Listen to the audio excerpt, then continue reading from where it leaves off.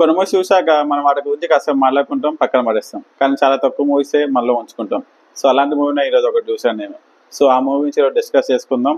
ఛానల్‌కి కొత్తగా వచ్చుంటే please to subscribe my channel Vichitra Katha. Subscribe చేస్తుండండి, సపోర్ట్ చేస్తుండండి. ఇంకా మూవీ గురించి మాట్లాడేసుకుందాం.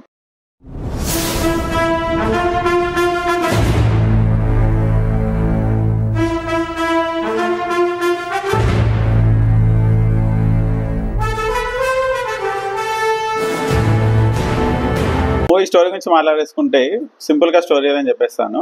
మహారాష్ట్రలోని మాణిక్రావు అనే గ్రామంలో కొంతమంది యూత్ కలిసి ఒక సినిమా తీద్దాం అనుకుంటారు.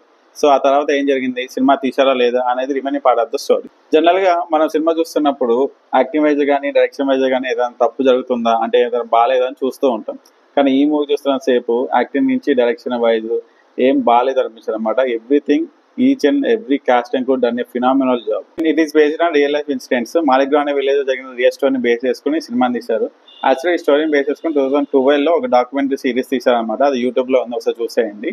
యాక్చువల్గా ఈ మూవీ ఫిబ్రవరి 25, 2028లో థియేటర్గా రిలీజ్ అయింది. కాకపోతే ఆ టైంలో బాక్స్ ఆఫీస్ దగ్గర సినిమా ఫెయిల్ అయింది అనమాట. అఫ్ కోర్స్ మన సినిమాలు మన దగ్గర ఫెయిల్ అవుతుంటే అది వేరే విషయం లేండి.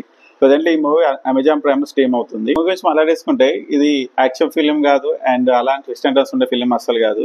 కొన్ని మంచి బ్యూటిఫుల్ మూమెంట్స్ నడిచే మంచి drama film.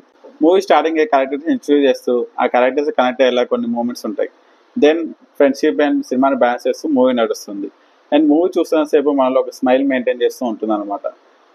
Life, career, dreams, achievement, fulfil అన్నిటిని ఒక దగ్గర చేరుస్తుంది ఫిలిం.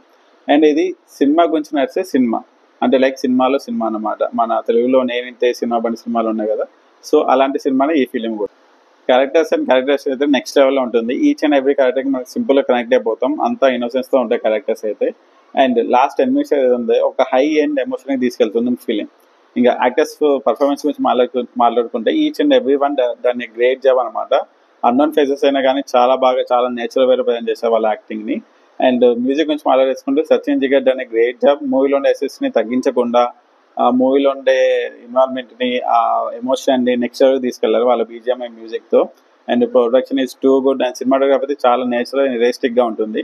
మూవీ సగం వరకు 1997లో జరుగుతుంది, నెక్స్ట్ 2010లో జరుగుతుంది. ఈ టూ టైమ్ లైన్స్ని బ్యాలెన్స్ చేస్తూ చాలా బాగా డిజైన్ చేసుకున్నారు. యాజ్ ఏ ఆర్ట్ వర్క్ అయినా కానీ సినిమాటోగ్రఫీ వైజ్ అయినా కానీ.